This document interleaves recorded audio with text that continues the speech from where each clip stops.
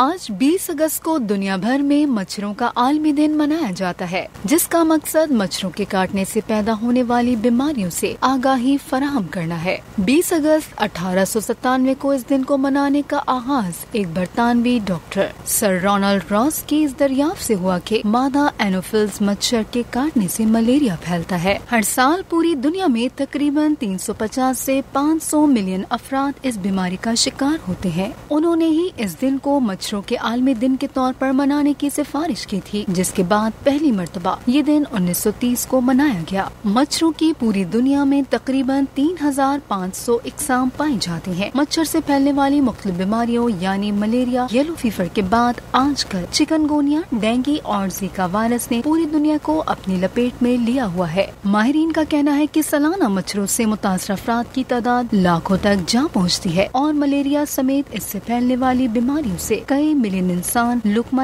اجل بن جاتے ہیں۔